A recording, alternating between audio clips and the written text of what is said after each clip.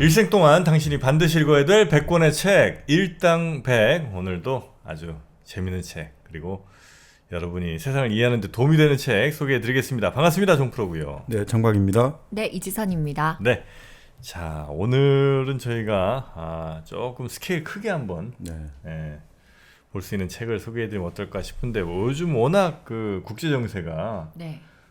우리 괜찮은 건가 싶을 정도로 빠르게 또 변하고 있지 않겠습니까? 그렇습니다. 예, 특히나 이제 우리가 그 사이에서 뭐 한가운데인지까지는 모르겠습니다만 하여튼 굉장히 그 갈등의 가운데쯤에는 서 있는 것 같고 그래서 우리의 선택이 굉장히 중요한 것 같은데 과연 선택을 할 수 있는 건지도 잘 모르겠고 네, 그래서 이런 걸 또 잘 이해할 수 있는 그런 책을 오늘 소개를 해주시는 거죠? 네, 그 최근에 그 미국의 아주 외교 정책의 뭐 대부라고 할 수 있죠. 그 헨리 키신저. 네. 키신저가 100세 기념으로 그 세계적인 잡지죠, 이코노미스트 인터뷰를 했는데 그래서 그런 이야기를 했죠. 미국과 중국이 이렇게 두 나라가 관계를 잘 관리하지 못하면 향후 5년에서 10년 사이에 제3차 세계대전이 일어날 것이다 라고 이제 경고를 했고, 또 지금 미국 공화당의 이제 마이크 갤러그라고 중국 특위위원장을 맡고 있는 양반도 네. 중국과의 신냉전은 피할 수 없는데 최소한 제3차 세계대전을 막아야 한다. 이런 식으로 지금 상당히 이제 미중 충돌이 임박했다. 그리고 또 일부에서는 일종의 군부 인사들, 강경파 중심으로 아니 어차피 충돌이 피할 수 없는 것이라면 조금이라도 우리가 지금 강할 때 중국하고 일전을 하는 게 낫지 않을까, 뭐 이런 식의 여러 가지 이야기들도 지금 많이 나오고 있죠. 괜히 미루다 나중엔 우리가 감당할 수 없는 수준까지 간다. 예, 그래서 몇 년 전부터 이제 미국 잡지들 그리고 군사 관계 이런 여러 가지 뉴스들 보고 있으면 네. 워게임을 돌려본다든지 여러 가지 이제 시뮬레이션을 해보면 현실적으로 지금 중국의 AI 그 능력이랄까 이런 것들이 더 미군을 압도하는 걸로 나타난다. 이런 식으로 이야기를 하고 있거든요. 물론 그거는 이제 냉정하게 봐야겠죠. 그렇게 미국이 엄살을 피워야지 돈이 올 거 아니에요. 예산을 그러니까 많이 지원을 해달라. 네네네. 뭐 이런 것도 분명히 깔려 있을 수 있으니까 뭐 그 고지고대로 들을 수는 없습니다만, 근데 상당한 이제 위기감을 갖고 있는 건지 조장하는 건지는 우리가 좀 또 두고 봐야겠습니다만, 그렇게 지금 상당히 좀 조만간 뭔가가 임박한 느낌을 주고, 특히나 최근에 이제 우리 코로나19와 네. 우크라이나 전쟁을 계기로 이게 전 세계적으로 지금 뭔가 줄서기를 강요하고 있는 거 아니냐. 네네. 그렇게 해서 이제 새로운 진영의 논리. 그래서 예전에 우리가 1945년 2차 세계대전이 끝나고 나서 냉전이 시작됐잖아요. 그래서 냉전이라는 거는 뭐 경제 논리가 아니라 정치 논리로, 자, 우리의 자유민주주의 진영이냐 사회주의 진영이냐 이렇게 양자택일해라 이렇게 해가지고 참 오랫동안 고통을 겪었는데, 이런 신냉전으로 가는 것인지 아니면 또 다른 의미에서 이제 그 예전에 그런 잘못을 반복하지 않고 관리를 할 수 있는 것인지, 그런 것들에 대한 지금 논의가 많이 되고 있죠. 네. 특히나 최근 뭐 얼마 전에 끝났습니다만 G7 같은 경우는 이번에 보면 그 디커플링이 화두가 된 게 아니라 중국과의 디커플링이죠. 중국과 떨어져 가지고 우리끼리 이제 자체적으로 하자, 이런 디커플링이 논의가 된 게 아니라 디리스킹이라고 나왔지 않습니까? 그러니까 이건 디커플링보다는 조금 완화된 거, 중국한테 방해하고 이런 게 아니라 뭐 나름 위험을 관리하는 정도. 그러니까 그런 식으로 뭔가 이게 조만간 대결한다고 한 것처럼 나오다가 또 갑자기 또 이화적으로 나오고 이게 도저히 종잡을 수 없으니까, 이럴 때는 또 우리가 항상 이 시무가 급변할 때는 항상 우리가 이론적인 것들 그 배경을 살펴볼 필요가 있거든요. 네. 왜 이렇게 1980년대 그 중국이 개혁 개방에 본격적으로 이제 착수하면서 미국이 얼마나 사이 좋았습니까, 서로. 나름 냉전 말기에 사이 좋았고 그렇게 잘 지내다가 왜 갑자기 2010년대 들어와서 이렇게 지금 험악하게 계속 가고 있는지, 그런 것들을 한번 다른 각도에서 정치가 아니라 경제의 각도에서 한번 바라보자. 그래서 그 책이 바로 이제 오늘 소개해드릴 제국의 충돌이죠. 제국의 충돌. 네네. 홍호펑이라고, 중국 홍호펑. 홍호펑? 네, 중국 중국계 사람이에요? 미국인이에요. 아. 중국계 미국인인데 미국의 이제 존스 호킨스 쪽에서 지금 그 교편을 잡고 계신 것 같은데, 홍호펑은 지금까지 어떤 미중 관계를 너무 자꾸 뭐 정치적으로 이념적으로 접근하는데, 그렇게 해서 이제 뭐 투키디데스 트랩처럼 이건 싸움이 불가피하다 이런 방향으로 많이 몰고 간단 말이죠.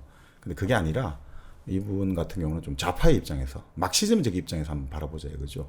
막시즘적 입장이라는 게 뭐 막시스트 이론을 원용하고 이런 게 아니라 이제 국제 정치학에서 급진주의 입장이라고 하는데 결국 국제 정치학에서 일어나는 여러 가지 현상은 근본적으로 움직이는 원리는 자본이라는 거죠. 자본의 이익들. 그러니까 결국은 미국과 중국이 이렇게 뭔가 관계가 좋았다가 틀어지게 된 것은 결국은 거기에서 자본의 어떤 다툼, 자본 관계의 변화가 깔려 있다. 이 지점에서 그 변화를 아주 설득력 있게 추적하고 있어요. 그래서 그 관점에서 바라보면 아 지금의 미중 관계를 자꾸 우리가 시진핑이가 이렇다, 트럼프가 이렇다, 바이든이 이렇다 이렇게 하면 이게 우리가 제대로 볼 수가 없을 것 같아요. 좀 구조적인 측면에서 왜 이 관계가 이렇게 하다 바뀌었는지 그런 관점에서 상당히 경제적인 기업들의 어떤 변화들 이런 관점에서 우리가 한번 바라보는 시각을 넓혀주고 그래서 제국의 충돌이 참 좋은 것 같고 그리고 조금 여력이 되시면 현대 중국의 탄생이라고 이게 상당히 이것도 청나라부터 지금 시진핑까지 다루고 있는데 결국 그러니까 이게 이런 거죠. 단순하게 지금 이게 아까 말씀드렸듯이 지금 중국의 어떤 변화했다고 보는데 그 변화가 아니라 사실은 그 제도적인 관점에서 보면 쭉 이어지고 있는 게 있거든요. 그러니까 그런 관점에서 좀 더 이제 장기적으로 보시려면 현대 중국의 탄생도 상당히 좋은 책 같습니다. 클라우스 미란의 책인데, 그러니까 그렇게 같이 하고 그리고 이제 최근에 이제 우리 학자들 젊은 학자들 중심으로 바로 이 미중 관계의 변화 속에서 한국은 어떤 스탠스를 취해야 되는가? 그러니까 우리는 자꾸 양자택일로 가는데 그럴 필요가 없다는 거죠. 그러니까 좀 더 넓게 바라보고 있으면 우리의 역량을 잘 알고 우리가 지피지기라고 하는데 미국과 중국의 스탠스를 잘 알고 있으면 우리가 예전처럼 뭐 이렇게 이거 아니면 뭐 아니면 또 이를 꼭 그렇게 할 필요 없다. 그리고 그렇게 한다 해봤자 아무도 도와주지 피난처가 안 된다는 거죠. 미국을 선택한다? 미국을 선택한다고 미국이 과연 끝까지 지켜준다는 보장이 어디 있겠습니까? 중국을 선택한다? 중국이 우리한테 잘해준다는 또 보장이 어디 있습니까?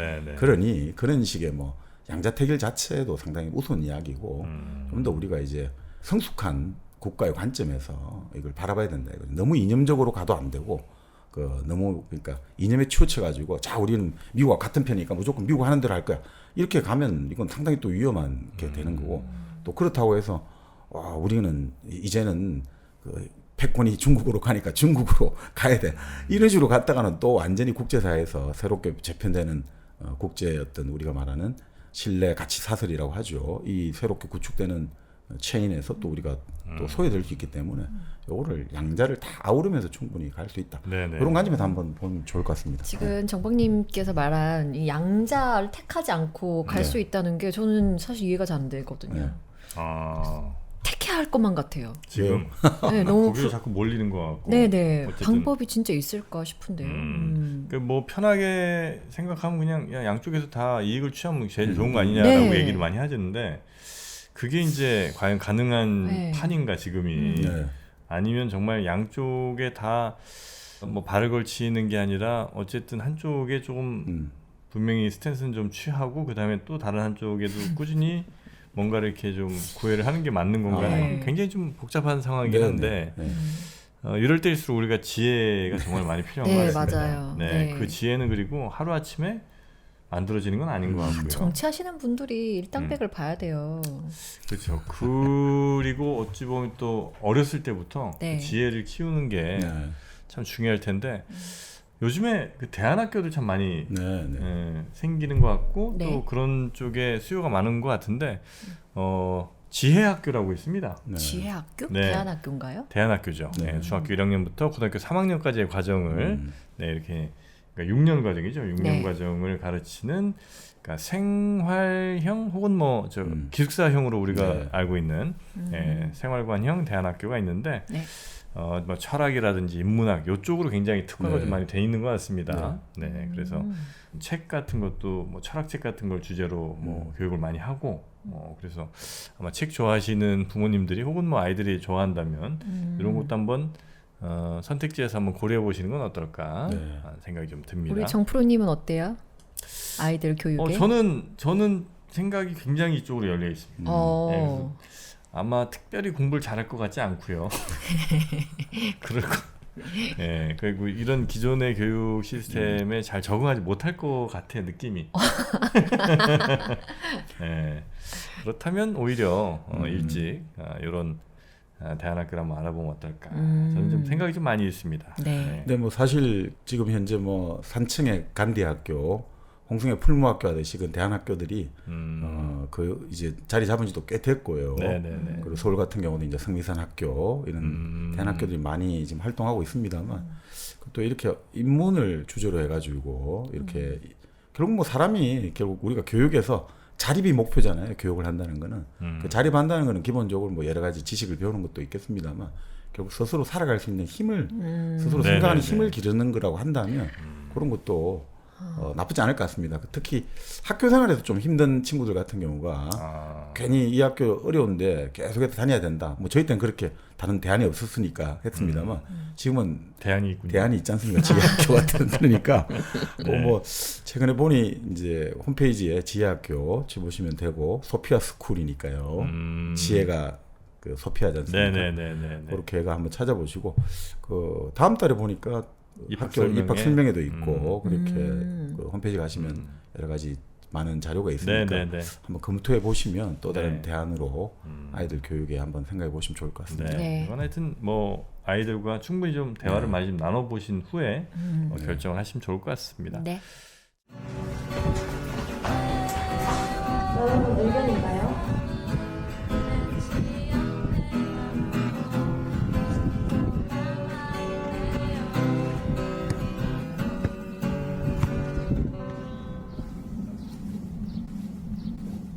자, 그러면 더 지혜로운 나라가 되기 위한 오늘의 책 제국의 충돌, 네. 예, 그리고 현대 중국의 탄생이라는 그런 책을 이제 좀 참고 많이 하면서 네. 여러분께 지금 현재의 미중 갈등 그리고 전 세계가 어떤 진영에 네. 혹은 뭐 블록화되면서 이렇게 점점 갈등을 좀 키워나가는 네. 이 상황들을 한번 좀 이해해 보도록 하겠습니다. 네. 자, 그러면 음. 한번 가볼까요? 네. 네. 사실 지금 미중 관계 같은 경우가 우리가 보면 이게 너무 거대한 나라들이란 말이죠. 우리가 G2라는 말도 씁니다만. 네. 그러니까 미국과 중국을 합치면 전 세계 GDP의 40%가 거의 넘어갈 거예요, 이제. 넘어가겠죠. 예. 네. 미국이 한 24, 5% 되잖아요. 근데 중국이 미국 GDP 한 70% 선을 지금 넘어서고 있거든요. 뭐 실질적인 구매력으로 따지면 이미 2017년에 중국이 미국을 넘어섰다 이런 이야기도 있습니다만 구매력 지수로만 따지면 네. 현재로서는 뭐 한 70% 정도를 넘어섰다 이렇게 보거든요. 거기에다가 뭐 두 나라가 차지하는 국방비가 전 세계 절반을 넘어가니까 사실 뭐 이 단순하게 우리나라뿐 아니라 전 세계가 숨을 죽이고 볼 수밖에 없죠. 그런데 그러면 이 미국은 어떻게 바라보느냐 네. 이 관계를. 그러니까 미국이 사실은 여러분 아시다시피 우리가 그 1971년에 아까 말씀드린 키신저가 네. 파키스탄을 갔다가 중국을 몰래 방문을 해가지고 결국 이제 72년에 닉슨이 중국을 방문했지 않습니까? 역사적인 방중을 했고 그 상하이 커뮤니케를 발표를 했죠. 그래서 이제 미중 관계가 이제 정상화되는 기초를 놨고 79년에 이제 외교 관계가 이제 정식으로 이제 대사를 서로 교환했습니다만 자, 그 이후로 그러니까 나름 괜찮았단 말이죠. 그러니까 미국은 중국의 어떤 근대화 산업화를 계속 지원해줬고 일종의 세계 자본주의 시장 질서 속으로 중국이 연착륙할 수 있도록 계속해서 많은 일종의 최애국 조치랄까 여러 가지 다른 자기들과 이념과 가치를 공유하는 우방에게 주는 최애국 조치를 똑같이 적용해줬던 거죠. 네. 자, 그래가지고 사이가 좋았죠, 그죠? 그런데 2010년 이후부터 특히 2008년 글로벌 금융위기 이후부터 이제 중국하고 미국이 계속해서 많이 부딪히기 시작한단 말이죠. 그 그리고- 시점에 뭐가 있었어요? 그러니까 글로벌 금융위기라는 것들이 네. 거치게 되고 그 이후부터 이제 중국이 본격적으로 자본 수출에 나서기 시작하는 거죠. 우리가 글로벌- 말하는 1대1로 네. 시진핑 그 이후부터 그리고 이제 그 시점으로 하면 이제 중국 기업들이 본격적으로 세계 진출. 예, 세계에 진출을 하면서 또 중국 시장 내에서 일종의 불공정 게임을 하고 있다라는 미국 기업들의 인식이 생겨나죠. 그러니까 뭐냐면 중국 기업하고 미국 기업이 똑같이 시장에서 경쟁을 해야 되는데 네. 그 중국 정부가 당이 중국 기업에 대해서는 세금도 많이 깎아주고 그다음 여러 가지 규제랄까 또 여러 가지 지원 은행 금리를 낮춰가 지원해주면 실질적으로 보조금을 주는 거잖아요. 그러니까 네. 미국 기업들은 이거 뭐지 이런 식으로 야 너희들 지금까지 우리에게 시장 많이 열어준다고 하더니 갑자기 어느 순간부터 계속 이제 프레시가 들어오기 시작한다는 거죠. 그러면서 이제 미국 기업들이 이제 네. 많은 이제 수익성이 떨어지게 되고 오늘 이제 홍어평의 기본 관점은 그겁니다. 그러니까 미국 기업의 수익성 변화, 결국 미국 자본의 이익이 이제 이 어떤 식으로 저하되느냐에 따라 가지고 세계적인 여러 가지 어떤 격변들이 일어나고 있고 그리고 그런 것들을 중심으로 이걸 읽을 때 네. 우리가 세계사를 좀 더 정확히 본다는 거죠. 자, 그래서 이제 그 우리가 변화는 이제 그런 식으로 대충 볼 수 있는데 2008년에 또 이제 금융위기 때 네. 그때 이제 미국이 거의 진짜 망할 뻔했다고도 네. 하거든요. 이제 그 상황에서 어마어마한 이제 돈이 좀 필요했는데 중국이 사실 그 역할을 좀 해줬죠. 예, 중국이 미국 채권을 그때 정말 기록적으로 사준 거예요. 예, 그러니까 중국은 그동안 쌓아뒀던 이제 뭐 달러나 이런 것들을 이제 한 번에 미국에 건네주고 미국은 그 위기를 중국 덕에 일단 탈출을 했는데 네. 생각해 보니까 미국이 중국 도움 받아서 그 위기를 벗어났다는 거에 일단 위기감을 또 이제 느낀 거예요. 그러니까 우리를 살린 게 중국인가?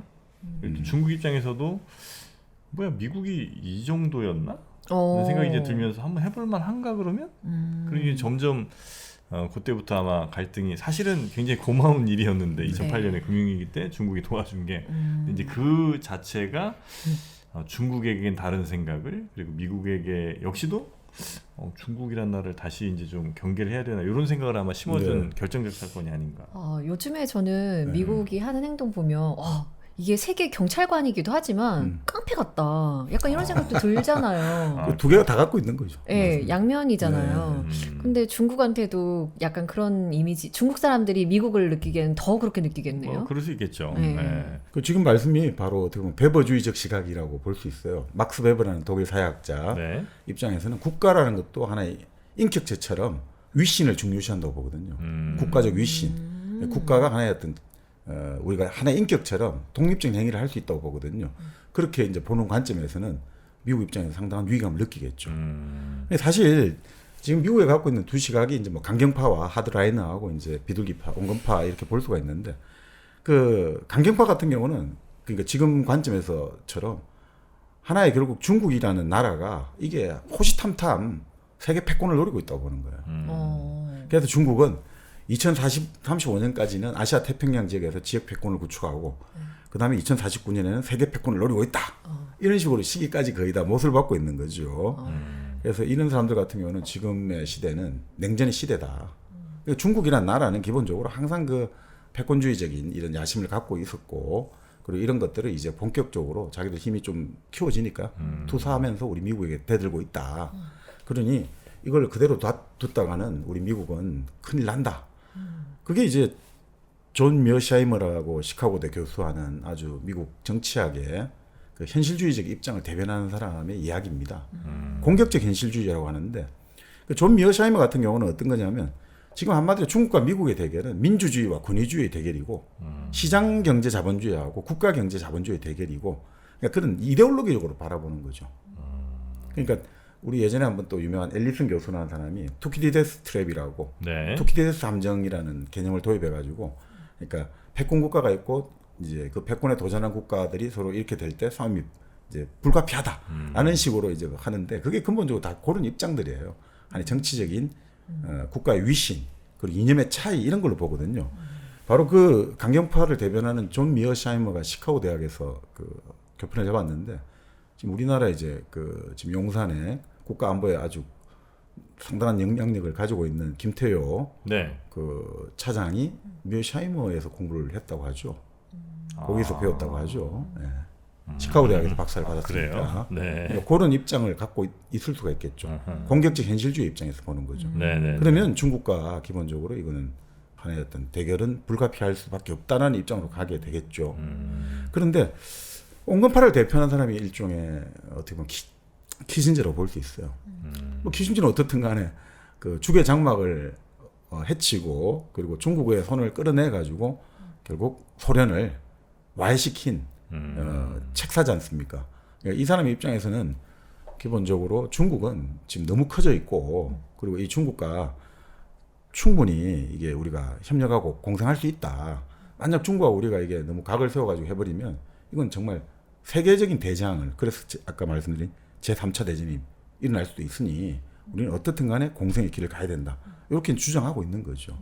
근데 이제 그런 것들이 지금 현실적으로는 이제 많이 부딪히고 있는 건데 또 이 강경파 원건파가 또 조금씩 다른 게 숭빙이라는 사람이 있거든요. 숭빙. 예, 화폐 전쟁 네네네. 뭐 좀 네. 여러 가지 그 사람의 신뢰성에 대해서 말이 많습니다만 숭빙이 예전에 했던 뭐 여러 가지 그 주장을 보면 이런 건 있어요. 그건 좀 경청할 만한데 그 미국의 국가 이익을 크게 이제 놓고 국가 노선을 놓고 크게 두 가지 파벌이 있다고 보는 거예요.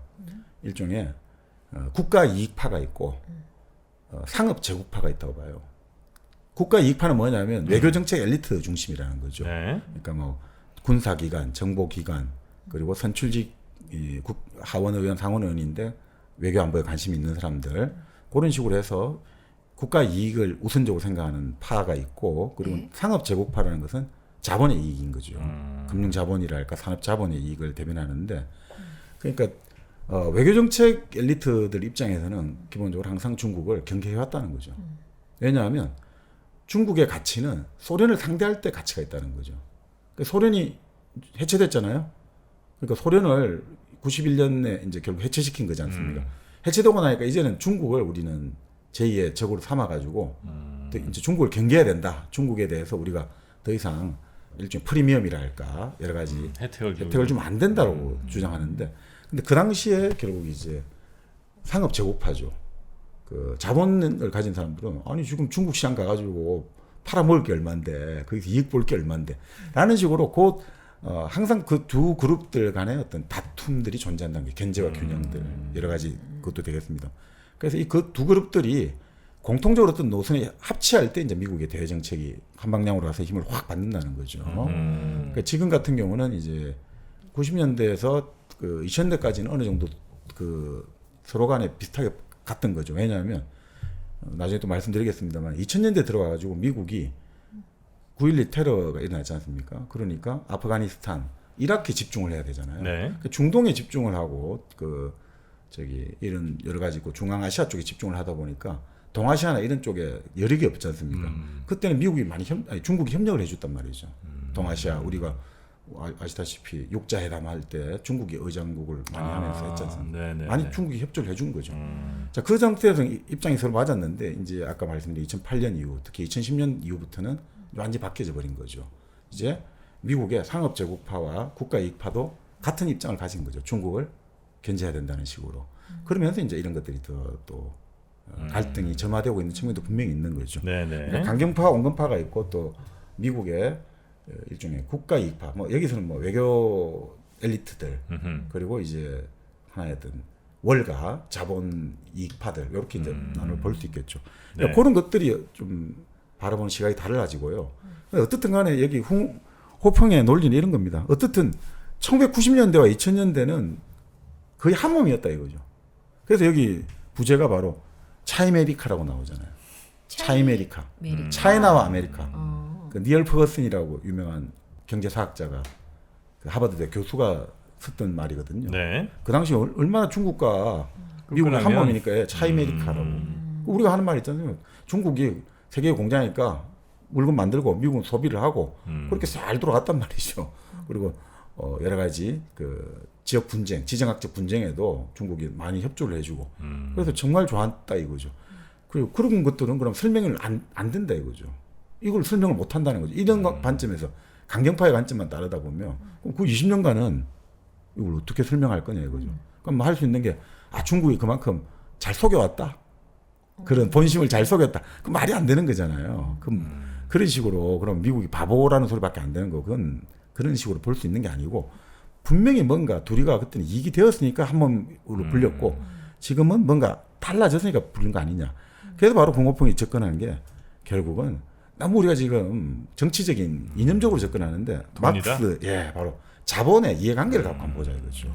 그래서 1990년에서 2010년까지는 공생을 했고 2010년 이후부터는 지금 경쟁을 하고 있는데 이 기원을 그러면 이 자본의 이해관계를 가지고 한번 보겠다 이거죠. 네네. 그래서 결국 미중 관계가 이렇게 변한 밑바닥에는 뭐가 있느냐? 결국은 미국과 중국의 기업 간 관계가 변한 것이 근본적 원인이다 보는 거죠. 그러니까 자본 경쟁인 거라는 거죠. 한마디로. 그렇죠. 예전에는 중국과 미국의 기업들이 서로 부딪힐 일이 없었거든. 네. 왜냐면 미국 기업들이 하는 일과 이제 중국 기업들이 하는 일이 완전히 달라지니까 네. 달랐으니까. 근데 이제 요즘은 예를 들면 미국 기업들 똑같이 중국 기업들이 다 있잖아요. 네. 예를 들어 뭐 무슨 뭐 구글 같은 회사가 만약에 미국에 있다면 네. 중국에는 뭐 바이두라든지 뭐 네. 이렇게 뭐 검색 사이트 다 있고 뭐 SNS 사이트 똑같은 기업들이 있고 네. 애플 있으면 이쪽엔 또 뭐 무슨 화웨이니 뭐 이런 회사들이 다 만드니까 맞습니다. 이제 그 회사들이 서로 싸우게 되면 한쪽의 이익이 이제 훼손될 수밖에 없는 거죠. 그럼 이제 미국 입장에서는 그렇습니다. 네, 이런 방식으로라도 네. 그 뭔가 경제의 가장 큰 화두가 전기 자동차랑 네. AI잖아요. 지금 현재 그쵸, 기준 맞죠. 네. 그러면 미국에서는 중국을 견제하려고 반도체 이야기 많이 나오잖아요. 네, 네. 그런 거 다 지금 이거 하나의 이야기로고 생각하면 네. 되잖아요. 그죠? 네. 그렇게도 이해할 수 있죠. 예. 그러니까 지금 뭐 이번에 그 책을 한번 다뤄야 되는데 칩워라는 책이 번역됐거든요. 칩워. 예, 이게 바로 이제 반도체 전쟁의 기원부터 아. 지금까지 쫙 설명하고 있는 책인데, 네. 그러니까 그 보면 왜 이렇게 하는지 나오는 거죠. 결국은 이 반도체, 바이오, 그리고 배터리, 그리고 히토리움, 이 네 분야 이런 것들이 이제 중국에만 믿고 맡길 수가 없다 이거죠. 그래서 우리가 신뢰할 수 있는 자기들 말로 따르면 신뢰할 수 있는 그 공급망을 서로 만들자. 이때 신뢰라는 것은 이제 경제적 신뢰도 되겠습니다만 안보적 신뢰가 같이 따라가는 거죠. 단순하게 물건 계약했으면 납품을 신뢰할 수 있냐 이런 차원하고 이제 안보라는 측면에서 같이 가는 거죠. 그러니까 그런 것들이 결국 코로나 19하고 결국 우크라이나 전쟁 거치면서 지금 이제 이런 지정학적 그 경쟁을 확 점화를 시켰거든요. 네. 그러니까 지금까지 세계화했잖아요. 세계화를 하다가 코로나 19가 되니까 전부 다 이제 국경선을 끊어 딱 뭡니까? 못 들어오게 하고 막아버리고 폐쇄시키고 국가 힘이 다시 확 드러났거든요. 그게다 우크라이나 전쟁 나니까 애초에는 그런 생각했잖아요. 뭐 러시아 힘이 강하니까 우크라이나 금방 되겠지. 근데 이 우크라이나도 뭐 여러 가지 지원을 받고 있습니다만 이 국가적인 민족적인 내셔널리즘이 확 불타오르는 거예요. 그 국민들이 전의를 불태우면 그 나라 안 망하거든요. 그러니까 이게 국가라는 것들이 세계화 70년대 후반부터 형성된 신자유주의적 세계화로 끝날 줄 알았더니 여전히 힘이 세단 말이죠. 그러니까 이게 지금 또 변화를 추동하고 있는 게 분명히 있는 거죠. 네네. 자, 그래서 결국 이게 뭐냐. 그렇게 해서 이제 결국 중국 회사와 미국 회사, 중국 자본과 미국 자본에 계속 이제 부딪히게 되니까 이런 것들이 결국 어떤 형태로 점화되냐면 지정학적인 분쟁 갈등, 대만 문제가 갑자기 튀어나온다는 거죠. 지금까지 동아시아의 맨날 문제는 어디였습니까? 북한이지 않습니까? 항상. 네네네. 근데 갑자기 어느 순간부터 지금 대만으로 전화시키고 하고 있잖아요. 지금까지는 동아시아 전쟁당 무조건 한반도였는데 갑자기 지금 한반도 속 들어가고 북한으로 내려오고 있고, 아니 대만으로 내려오고 있거든요. 그러니까 이런 것들도 가만히 보고 있으면 결국은 이 지정학적 경쟁이라는 게 결국은 자본의 어떤 이런 것들 속에서 결국 현상으로 드러나는 거는 이런 지역 분쟁인데 실제 이제 밑에 깔려 있는 것은 그 이해관계, 그게 깔려 있다는 거죠. 그러니까 이게 마치 냉전이라보다 신냉전이라기보다는 제2의 냉전 이렇게보다는 오히려 결국은 그 이해관계를 둘러싸고 결국 지정학적으로 부딪힌 전쟁이 바로 제1차 세계대전이거든요. 제1차 세계대전이거든요. 1차? 네. 네. 아, 그때까지 올라갑니까? 네. 그러니까 지금이 제1차 세계대전하고 가장 비슷하다고 보는 거죠. 아, 지금이? 네. 그때도 똑같은 겁니다. 그러니까 독일이 네. 영국을 추월하느냐 마느냐, 뭐 산업에서는 영국을 이제 추월했다, 2등까지 올라갔다 이렇게 나옵니다만, 네. 자 어떻든 거기서 결국 이제 독일이 근데 기본적으로 식민지가 많이는 없단 말이죠. 독일 같은 경우는. 그러니까 이익을 계속 투자를 해야 되니까 결국 핵심이 철도였어요 그때. 네. 철도가 어떤 거냐면 베를린에서 바그다드까지 철도를 잇겠다는 거예요. 바그다드 이라크. 네, 그래서 3비 정책이라고 하죠. 독일은 3비 정책. 베를린, 비잔티움, 바그다드.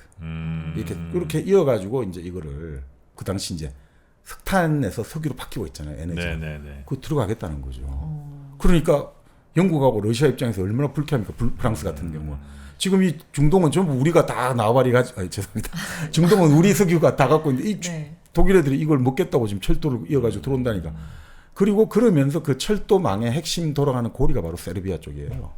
발칸 만두란 말이에요. 그러니까 거기서 펑 터진 거죠. 오스트리아 황태자가 바로 보스니아에 우리 예전에 탁구 그 우승했던 사라예보 여기서 총소리가 울리고 총격 사건. 그게 왜냐면 그게 철도 노선이 들어가는 가장 격전지거든요. 그 전쟁이라는 게 본래 일본이 만주 사변이라고 하죠. 만주 전쟁을 일으킨 것도 철도 때문이거든요. 그러니까 일본이 만주 철도를 가지고 자기들이 독점적 운영을 하고 있잖아요. 근데 그 당시 중국 동북 지방을 지배하고 있던 장조린이죠. 장장님. 이쪽에서 경쟁되는 철도를 계속 건설하고 있고 운영을 하고 있어요. 그 와중에 그 당시 일본은 근본위제고 중국 쪽은 은본위제를 썼거든요. 네. 근데 그때 이제 은본위제 하에서는 갑자기 은값이 떨어지고 이래가지고 그 기차 운임료가 대폭 떨어진 거예요. 근데 일본은 그게 안 된단 말이죠. 대왕령 근본위제 되니까 그 운임료가 안 낮춰져요. 그 와중에 경쟁이 안 돼요. 경쟁이 안 돼요. 근데 그 와중에 이 적자가 어마어마하게 누적되는 거예요. 그 당시 일본 만철에 적자가 누적되니까 간단해요. 그러니까 사실 우리가 여러 가지를 봅니다만 이 만주를 자기들이 얼마나 많은 뭐 청일 전쟁, 러일 전쟁 해가지고 그렇게 해서 자기들이 먹었다고 생각하는데 이거 지금 적자 나고 아무런 지금 소득이 없잖아요. 이걸 우리가 어떻게 그러니까 그 당시 만주 사변 일으킨 일본 그 관동군 이제 주모자들의 생각은 뭐냐면 뭡니까 선열들의 피로 얻은 이것을 이제 결국 우리가 지금 토해내가 다시 철수할 지경이다. 그럼 어떻게 해야 돼? 에이씨 다 먹자. 이래 갖고 전쟁을 일으킨 거거든요. 네, 네, 네. 그러니까 이게 결국은 근본적으로 경제적 이해관계, 특히나 철도를 둘러싸고 이런 것들이 그 결국 수송로의 수송권, 이런 운송권 이게 엄청나게 중요한 거죠. 결국은 이제 돈의 문제인데 그 돈의 문제에 명분을 주기 위해서 네. 이념이 들어가고 네. 뭐 국가주의가 들어가고 뭐 이렇게 이제 되는 거군요. 그러니까 그게 이제 홍업평의 네. 그 입장이죠. 보통 이제 국제 정치학에서 그걸 이제 급진주의적 입장으로 부릅니다. 네, 네, 네. 그러니까 네. 자유주의적 입장이 있고 현실주의적 입장이 있는데 급진주의적 입장에서 보면 이제 경제적인 이해관계로 설명을 하면 상당히 또 설득력 있는 지점들이 많죠. 좋습니다. 네, 그래서 이제 이게 지금 대강을 이제 말씀을 드린 거고요. 네. 그래서 이제 대강이 이런 내용으로 전개가 될 것이고 이제 좀 더 구체적으로 디테일하게 들어가 봐야 가보도록 겠죠. 하겠습니다. 네. 저희가 왜 한 번씩 새 책 소개해드리잖아요. 네. 네, 그 전에 한번 네. 암컷들인가? 네. 그 책을 한번 소개해드린 적이 있는데 네, 네. 네. 그 책 반응이 꽤 괜찮습니다. 아. 네, 읽어보신 분들이 좀 기존의 고정관념도 좀 깰 수 있고 아주 우리가 막 진화 생물학 혹은 뭐 진화론에 너무 좀 매몰돼 있었다가 어쩌면 이 이야기가 뭐 진화론이 틀리다는 게 아니라 진화론에서 우리가 흔히 좀 봤던 고정관념 외의 것들을 너무 외면했던 건 아닌가 네. 예, 이런 생각들도 많이 하시는 것 같더라고요. 네. 네. 그러니까 이 책을 보니까 그때 우리 또 염색체 이야기 했지 않습니까? 네. 제가 이제 그때 염색체 부분을 잘 못 봤는데 네. 역시 나와 있더라고요. 아, XY, XX. 그 Y 염색체라는 것도 지금 계속 사라져가고 있다. 사라지고 네, 있대요? 그러니까 사실은 우리가 성별을 결정할 때 XX, XY라고 하는데 Y 염색체도 지금 100만 년에 10개씩 사라져가지고 앞으로 300만 년 지나면 다 사라진다고 보여지더라고요. 뭐야, 그럼 어떻게 된다는 거예요? 아니, 그러니까 지금 이게 이 염색체를 가지고 결정한다는 것도 상당히 어려운 문제라는 거예요. 거기 있는 염색체 이게 우리가 생각하는 딱 그게 들어가 있으니까 남자 여자 구분된다 이래 봤잖아요. 그게 아니고 그걸 결정한 요소가 일종의 그 염색체 내부의 협상에 따라 가지고 결정되더라는 거예요. 그러니까 그 로직이라는 게 네. 한마디로 이거다 저거다 설명할 수 없을 만큼 복잡하다. 그러니까 사실은 그래서 그때 말씀대로 남성과 여성을 구분할 수 있다는 게 과연 뭔가에 대해서 아주 다 나와 있더라고요. 이제 다시 봤는데. 목젖으로 한번 구분하고 목전. 울 때 네. 없죠 여자는. 근데 좀 이것도 있나? 사람마다 좀 다르지 않아요? 네, 네, 좀 맞아요. 그런 별로 네. 지선 씨. 네. 이게 참 이게 그러니까 결국 뭐 그런 거겠죠. 그러니까 우리가 네. 결국 구분할 수 있는 건 구분해야 되고 당연히 그렇게 해서 승립을 하는데 네. 그 구분이 차별이 되어서는 안 된다. 구별이지 차별돼서 안 된다. 그렇죠, 그렇죠. 그런 관점에서 네, 우리가 그럼요. 이 책을 읽어보면 네. 상당히 지금의 어떤 뭐 페미니즘에 대해서 찬반을 떠나가지고 이런 식으로 사람은 우리가 근본적으로 하나에 같다 이런 걸 좀 또 우리가 한번 과학적으로 좀 아는 것도 좋을 것 같습니다. 네네. 삐치 암컷들이라는 책 전에 한번 소개해드렸고요. 자 그러면 저희 본격적으로 제국의 충돌 네. 우리 홍호펑이라는 작가의 글 한번 네. 가보겠습니다. 네. 자, 여기는 이제 공생부터 한번 먼저 들어가 보면요. 어떻게 해서 미국과 중국은 공생을 하게 됐는가? 근데 이게 그 하나의 어떤 그 자본의 시각에 쓰면 이건 결국 이제 미국의 전략, 미국이 이제 신자유주의 전략을 택하면서 이제 글로벌 우리가 말하는 세계화가 70년대 본격적으로 이제 70, 80년대 진행되게 됐다는 거죠. 네. 그걸로 인해 가지고 결국 이제 공생의 기초가 열렸다고 보는 거예요. 이게 무슨 말씀이냐면, 자, 미국이 뭐 2차 세계대전 끝나고 나서 완전 독단적으로 그냥 뭐 부동의 자유세계에서 1위를 계속 뭐 경제적으로 모든 부가 거기서 다 나왔지 않습니까? 네. 네. 그렇지만 미국이 소련이라는 하나의 어떤 냉전 체제에서 그 라이벌, 항상 안보의 라이벌이 의식할 수밖에 없었지 않습니까? 자, 그 과정에서 자유주의 세계를 끌어가면서 또 자기들 이익을 만들고 해야 되니까 결국 그 당시엔 서독이죠. 서독과 일본을 부흥시켜주고 이렇게 잘 좀 나름 큰 형님으로 데리고 갔는데 문제는 이제 60년대 들어오면서 서독과 일본이 이제 미국을 거의 이제 추월하기 시작하는 거죠. 그러니까 경제적으로 계속해서 이제 무역 이제 흑자를 내기 시작하는 거죠. 자, 그러니까 이제는 미국이 1960년대 후반에 들어오면서 서독과 일본의 경쟁력이 상승하면서 이제 호황을 누리는 그 경쟁력 우위를 누리는 시대가 끝났단 말이죠. 거기에다가 미국이 그 당시만 해도 이제 노조가 어느 정도 그 계속 영향력 목소리를 가지고 있어가지고 임금이 계속 상승돼 왔거든요. 그러니까 그런 것들로 때문에 그러니까 외부에서는 이제 경쟁국의 그 경쟁력이 향상을 했고 내부에서는 이제 노동 임금이랄까 노동의 어떤 이런 힘이 커지면서 생산성이 좀 떨어지고 수익성이 하락하기 시작한 거죠. 네. 자, 그러니까 이제 호황이 끝나버린 거죠. 자, 그러면 이걸 방법을 찾아야 될 거 아닙니까? 이걸 수익성을 자본주의에서는 당연히 수익성 올리는 게 뭐 처음이자 끝이지 않습니까? 네. 그래서 그 당시 이렇게 보는 거죠. 워싱턴의 이제 엘리트들은 1980년대 이제 본격적인 신자유주의 혁명을 일으킬 이제 플랜을 만들기 시작했던 거죠. 준비를 이제 하기 시작했네요. 네. 그러니까 그게 신자유주의라는 게 간단해요. 한마디로 말해서 자, 우리가 너희 나라에 투자할 테니까 너희 나라 문 열어 이거거든요. 야, 미국이 너희 나라 투자해 줄게. 그 대신 너희 그러니까 투자할 수 있게 문을 좀 열어. 이렇게 신자유주의예요. 그걸 좀 세계적 수준에서 이뤄내는 거죠.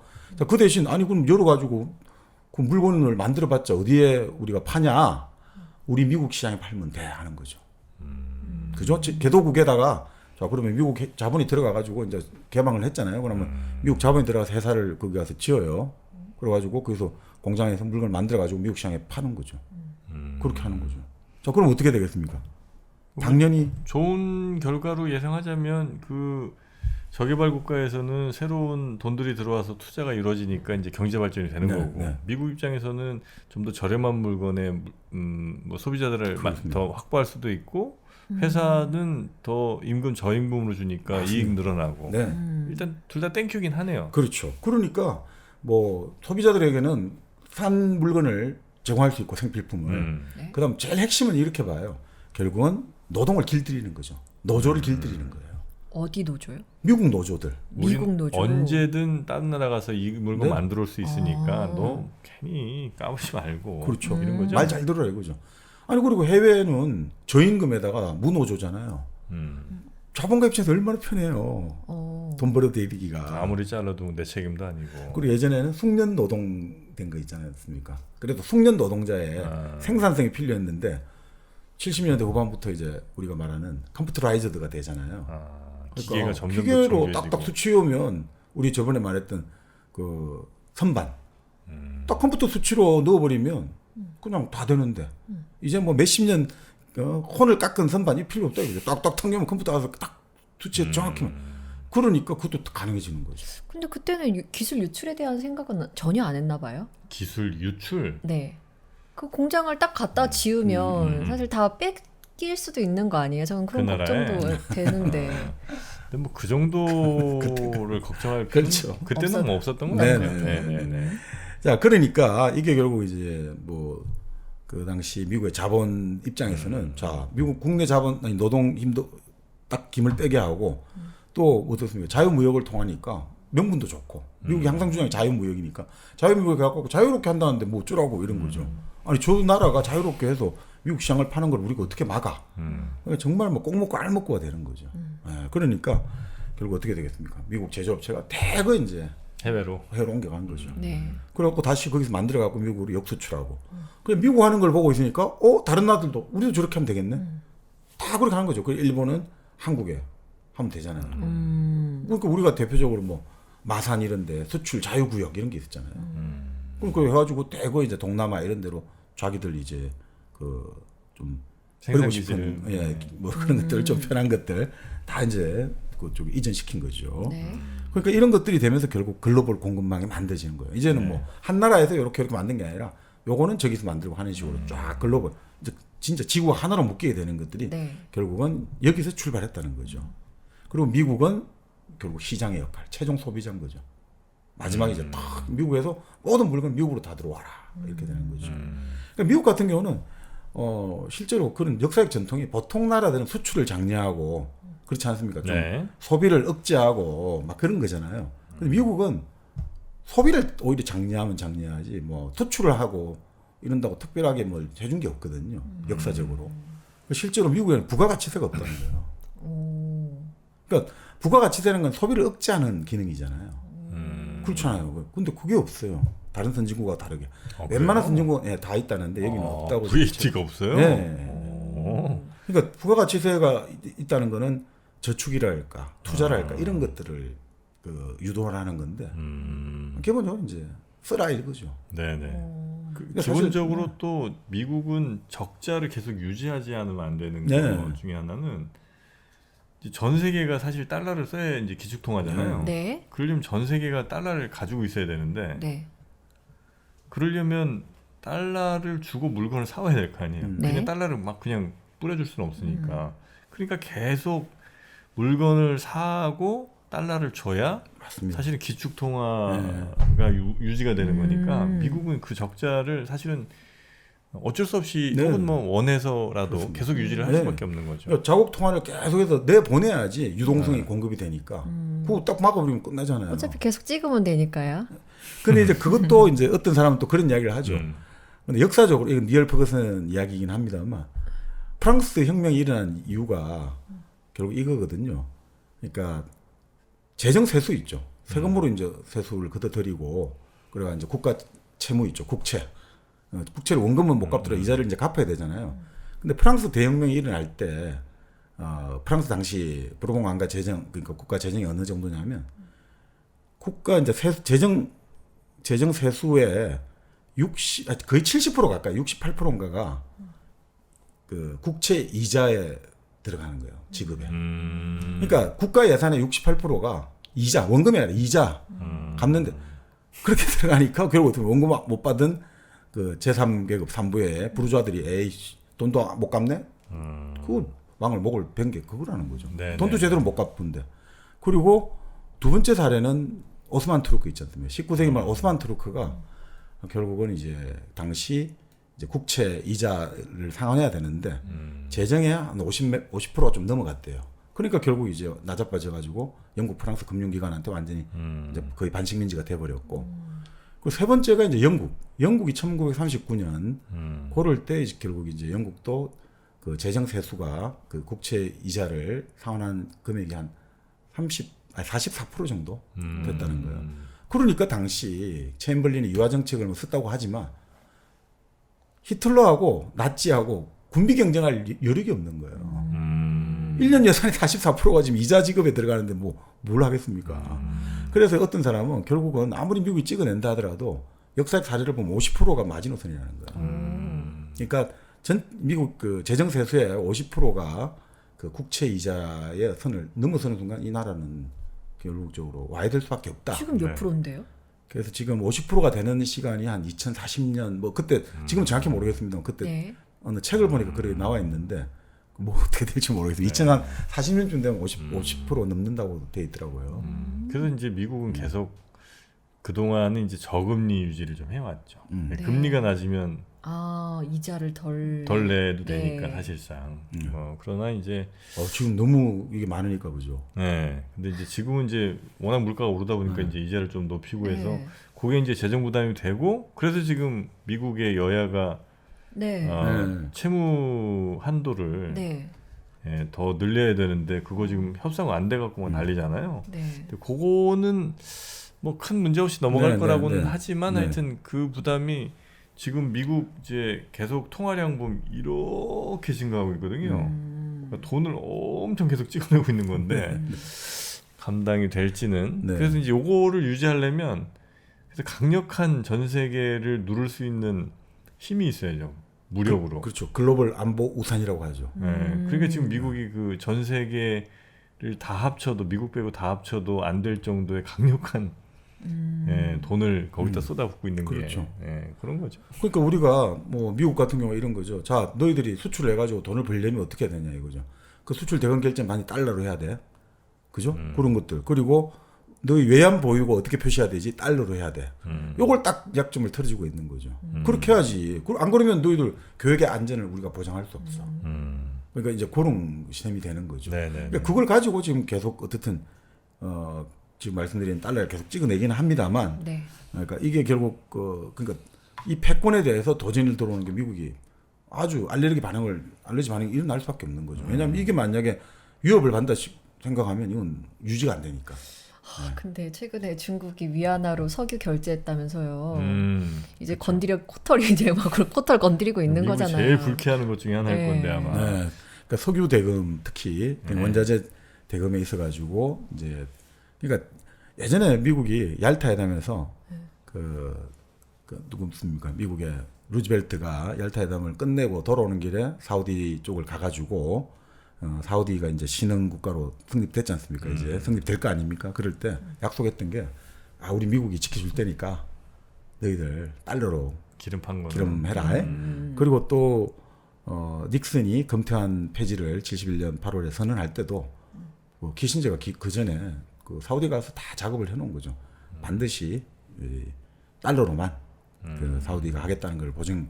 그거 안 되면 안 되거든요. 그러니까 항상 그걸 다 깔고 있는 거죠. 네네. 결국 그것도 결국 이거죠. 그러니까 우리가 미국이 지켜줄게. 사우디 왕가에 무슨 문제 생기면 우리가 다 군사력 있잖아. 우리가 딱 지켜줄 테니까 걱정하지 말고 우리만 믿어 이런 거죠. 네. 자, 그러니까 근데 이렇게 신자유주의 지구할 때 뭐 개발도상국은 대부분 다 저항할 수밖에 없죠. 왜냐하면 모든 발전 전략이 비슷하거든요. 개도국이 제일 먼저 어떻게 해야 됩니까? 자, 일단 어떻게든 수입을 대체할 수 있는 그 산업을 만들어야 되잖아요. 우리가 경제 발전하려면. 네. 그래서 비싼 외화를 안 쓰고도 우리가 우리 내부에서 그죠 공장을 만들어 가지고 수입 대체품을 먼저 만들고 그런 다음에 어떻게 됩니까? 그래야 국내 시장을 보호를 하고 그 다음에 외국에 이제 뭘 팔아야 되잖아요. 팔려야 되는데 처음부터 잘할 수가 없잖아요. 그러면 어떤 기업에다가 뭐 정치권하고 연줄이 닿았겠습니다만 막 그 뭡니까 거의 뭐 저리 무이자에 막 그냥 돈 빌려 줘가지고 마음껏 해봐. 그렇게 보조금을 줘야지 얘들이 그럼 가격을 확 다운 시켜가지고 외국에 싸게 팔 수가 있잖아요. 그렇게 해야지 외국에 산맛에서 그럼 물건 살 거 아닙니까? 그렇게 하면서 이제 발전되는 거잖아요. 근데 미국식으로 이렇게 들어버리면 이거 안 되잖아요.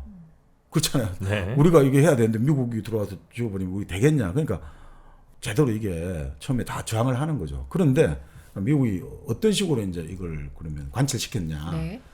그 당시에 80년대 초에 그 미국 연방준비제도 이사회가 긴축 통화 정책에 들어갔거든요. 그 볼크 같은 경우가 어느 정도냐면 근데 금리를 한 20% 인상을 시켰어요. 물론 이제 70년대 말에 그 당시 달러 거의 막 달러에 대한 가치가 떨어져 가지고 70년대 달러 정말 이게 되게 심했거든요. 달러 더 이상 못 믿겠다. 그럴 때 이제 그걸 잡기 위해서 이제 연준에서 대대적으로 고금리를 완전 어마어마한 고금리를 해서 그걸 확 잡아냈죠. 네. 자, 그럴 때 문제는 어떻게 됐냐? 70년대 개발도상국들이 여러 가지 자금을 조달한다고 외화를 많이 빌려 썼을 거 아닙니까? 그런데 갑자기 어떻게 됩니까? 미국 이자가 20% 올랐어요. 네. 돈 갚을 데가 없잖아요. 지금 돈을 갚아야 되는데 지금 이자가 이렇게 올라가 버리니까 난리가 났을 거 아닙니까? 이거 채무 전부 다 디폴트 위기에 처했잖아요. 그럼 결국 어디가 개입해야 됩니까? 또 미국? 아니 그러니까 이제 우리 97년 외환위기 왔을 때 네. 그 IMF잖아요. 네. IMF하고 세계은행이잖아요. 네네. 그래서 이제 파산하지 않게 돈 빌려주세요 하는 거지 않습니까? 긴급대출. 네. 근데 이 긴급대출에 항상 우리가 개인도 그렇지 않습니까? 언제든지 돈 빌려드릴게요. 오세요 하지만 조건이 항상 달리잖아요. 네. 톱. 문 열어. 예, 당연히 조건부 대출, 자본시장 자유화해야 된다, 수출 촉진 다 그런 식으로 구조조정해야 된다. 우리 똑같은 거죠. 우리도 그렇지 않습니까? 아 이거 그 기업들 경쟁력 있는 게만 살려야 된다. 이자 확 올려 해가지고 막 기업들 다 잡아지는 거죠. 노동 유연성 네. 고용 조정해야 된다. 네. 똑같은 조건을 붙이는 거죠. 그러니까 뭐 안 해줄 수가 없죠.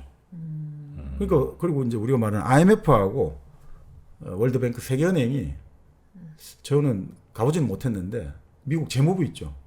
재무부하고 같은 블록에 있어요. 같은 스트리트. 참 웃기죠. IMF하고 워싱턴에 같이 있어요, 같이. 알겠죠, 무슨 말인지. 재무부 출장소예요, 미국 재무부 출장소들.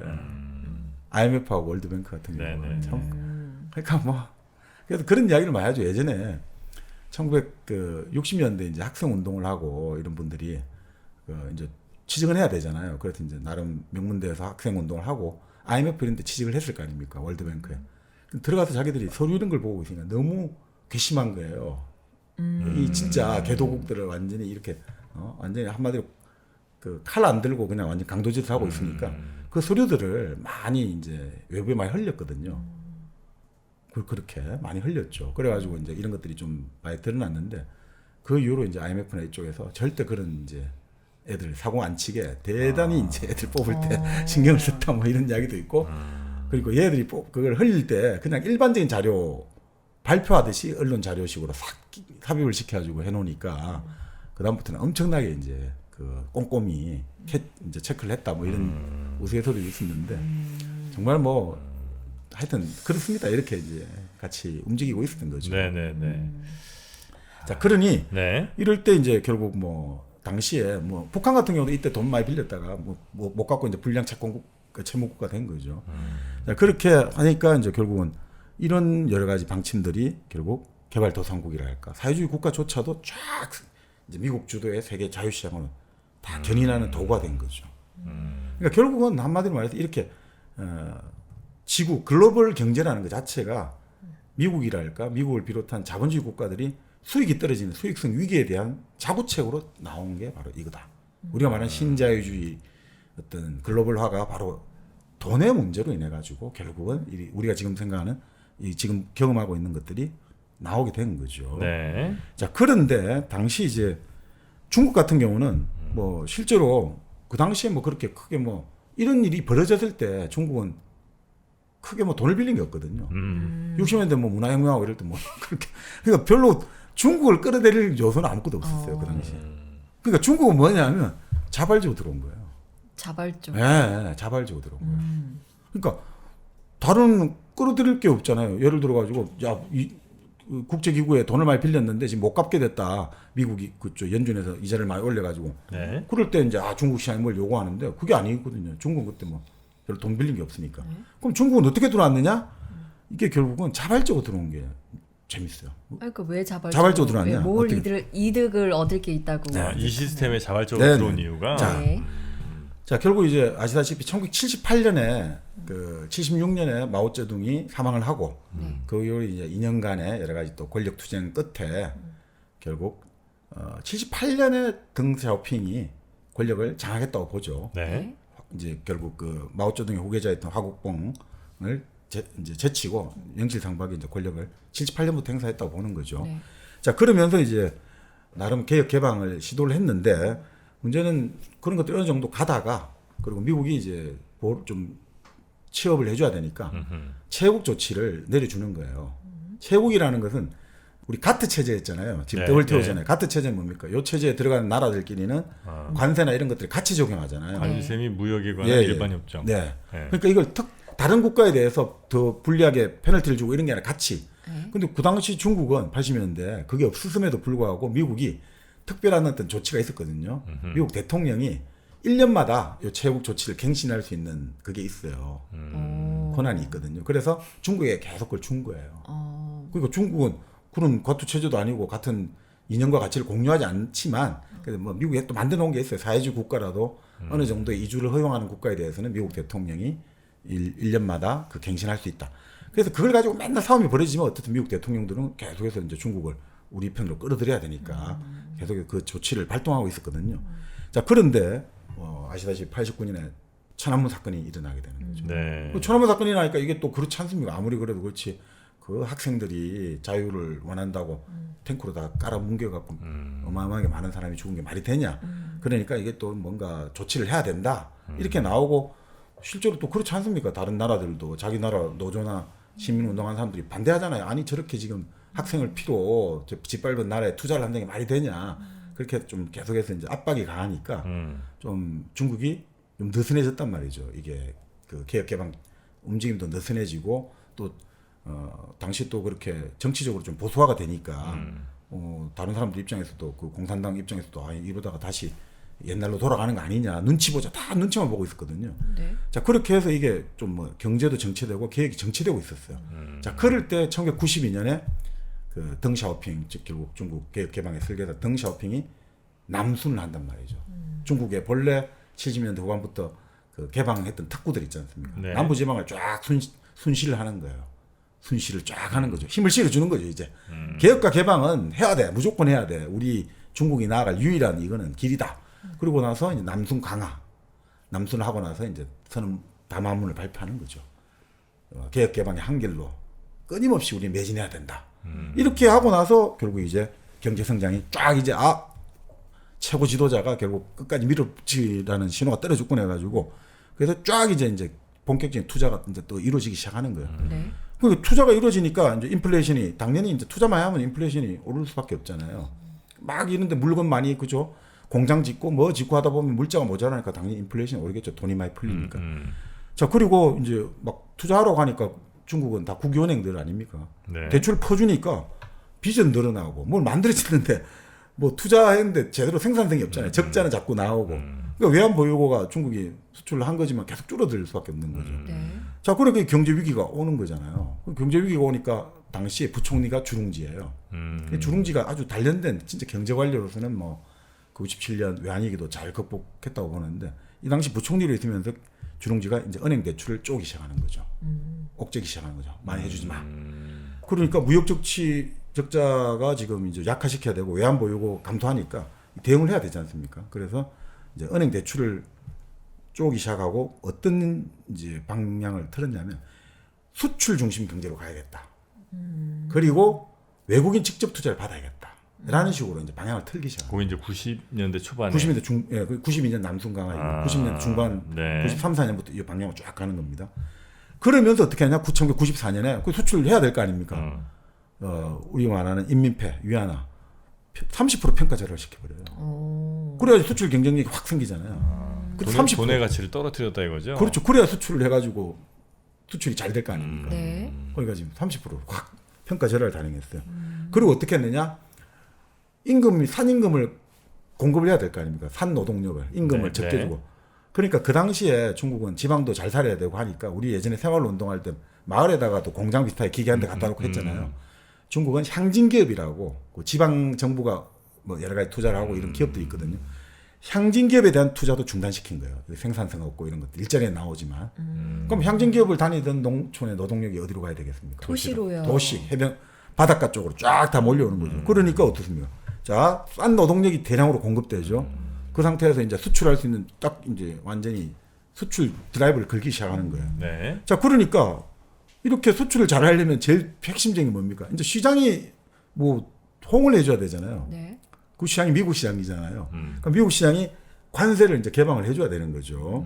근데 당시에 94년이면 클린턴 행정부 시절이잖아요. 당시에 제동이 좀 걸려 있었어요.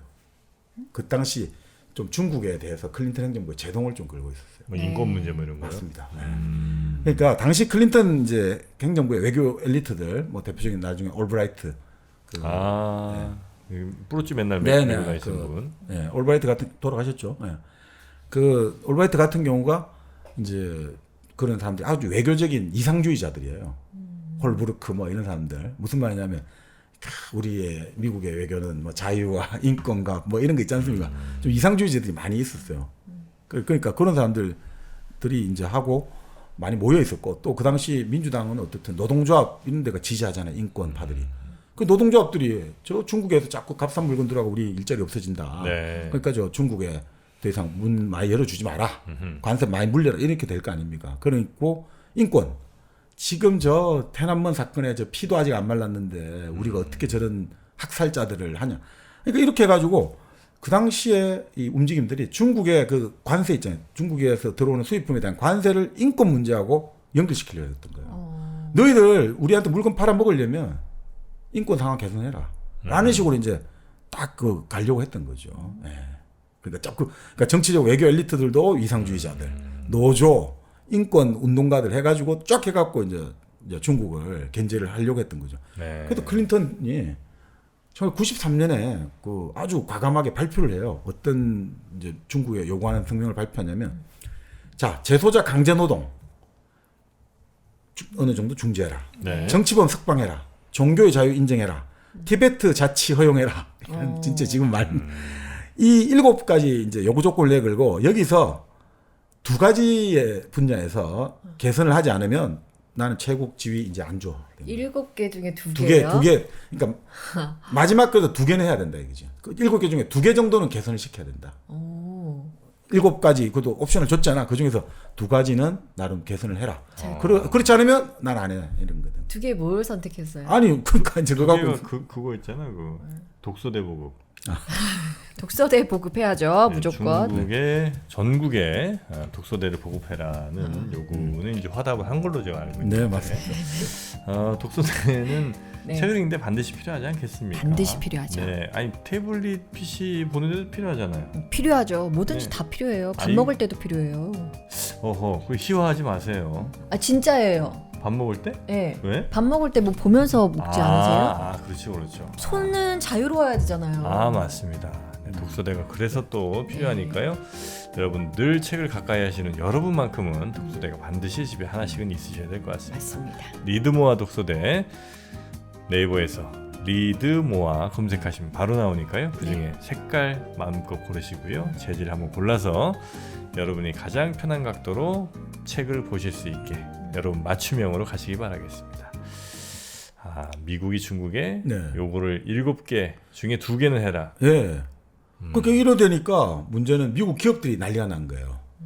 아니 그러니까 그러면 중국 비즈니스 대중 비즈니스 환경에 불확실성이 엄청나게 늘어나는 거잖아요. 이거 갑자기 하루아침에 최국 종료돼 버리면 골치가 아파지잖아요. 네. 그러니까 그리고 이미 중국에 진출한 기업이 보복받을 수도 있잖아요. 중국에 미국 기업이 가 있는데 이렇게 해버리면 이거 어떻게 되냐. 자 그러면 뭐 아무래도 인권 문제하고 이런 경제 문제가 연계돼 버리면 네. 그 중국 시장에 계속 우리는 더 확장을 해야 되는데 여기도 브레이크가 걸리고 또 문제는 중국도 그래 되면 큰일 나는 거죠. 지금 완전 방향을 수출 주도로 가고 있는데 이게 탁 틀어져 버리면 그래서 나온 게 누구냐면요. 바로 미국 기업들이 움직이기 시작해요. 중국 정부가 움직인 게 아니라. 그러니까 처음에 중국 정부도 로비스트를 고용해가지고 막 이제 나름 미국 의회와 백악관을 움직이려고 했는데 그게 오히려 더 여론의 반발을 산 거예요. 저 차이나 놈들이. 우리 정치인까지 이렇게 힘을 뻗치려고 그러나. 그러니까 미국 같은 경우도 그렇지 않습니까? 우리도 자기들 뭐 회사를 이용해가 하는 거는 로비 회사를 이용해 하는 거는 뭐 봐줍니다만 예전에 우리도 그 대한민국도 예전에 1970년대 박동선 게이트 네네. 이런 사람들을 직접적으로 미국 의원들 만나가지고 뭐 하다가 난리가 났거든요, 완전히. 예, 그런 것들 당연히 싫겠죠. 어디서 듣도 보도 못한 나라들이 돈 들고 와서 감히 이런 미국 식으로 의회를 더럽혀? 뭐 이런 느낌이겠죠. 그런 뭐. 느낌이겠죠. 네. 예. 그러니까 이 중국도 그런 식의 직접적 로비는 별로 효과가 없었어요. 근데 어떻게 되냐니까 바로 이제 미국 기업들이 바로 무역하고 인권 문제를 분리시키려고 로비에 착수하게 되는 거예요. 그 재미있는 게 보통 그러면 뭐 우리 치면 뭐 상공회의소, 뭐 정경련 뭐 이런 단체들 중심으로 하는데 그게 아니라 초국적 기업들, 정말 큰 기업들이 개별적으로 움직이는 거예요. 그 대표적인 데가 보잉, 그 미국의 그리고 최고 통신 최대 업체 AT&T, 그다음 미국의 인공위성 만드는 휴스 일렉트로닉스 이런 회사들이 근데 그 회사는 지금 중국에 진출도 안 하고 있거든요. 근데 그 회사들이 나서가지고 로비를 하는 거예요. 아무도 중국하고 상관도 없는데 중국 수출품이 낮은 관세로 오나 마나 자기들하고는 아무 상관도 없는데 얘들이 막 운동을 나서는 거예요. 막 백악관하고 의회에다가 네. 청원서 내고 직원들 동원해가지고 똑같아요, 그죠? 직원들 우리도 뭐 보면 직원들 동원해서 정치 자금 내라 하고 막 그때 그 난리 났던데 네. 거기도 막 직원들 동원할 때 편지 쓰라 의원들 너 막 쓰라 그러고 의원들한테 야 우리 지역구에 우리 회사 있잖아 너 당신 지역구에 이거 좀 해줘 거절할 수가 없잖아요. 직접 뭐 백악관에 전화 걸어갖고 당신 대통령 선거운동할 때 우리가 몇백만 불 줬는데 값을 해야지. 이런 식으로. 그러니까 그래서 어떻게 됐느냐. 특히나 또 당시 백악관에 클린턴 행정부 때 처음 만들어진 게 국가경제위원회라는 기구를 설치했어요. 워낙 경제를 강조했으니까. 네. 그 이전에는 NSC만 있었거든요. 국가안보위원회. 근데 그걸 흉내내가 국가경제위원회를 설치했는데 그 위원장에 그 의장에 누구를 앉혔냐면 바로 그 유명한 로버트 루빈을 앉힌 거예요. 루빈이 교수. 아니 루빈. 루빈? IMF 때 미국 재무부 장관. 우리 완전 목줄 지었던 루빈. 네네네. 그 루빈을 그 당시 골드만삭스 회장을 하고 있었는데 앉혀버린 거예요. 그럼 완전히 월스트리트의 시각이 미국 경제나 미국을 다 보는 거예요. 그러니까 루빈이 아주 그립이 셌대요. 장악력이 세가지고 본래 미국에서도 국무부가 해외 여러 가지 대외 그런 것들이 있지 않습니까? 나름 외교 정책을 하면서 또 경제적인 이런 것들을 좀 레버리지로 썼는데 루빈이 워낙 힘이 세가지고 그걸 다 갖고 와버린 거예요. 미국 백악관으로. 국무부는 너 까불지 마 이러던 거예요.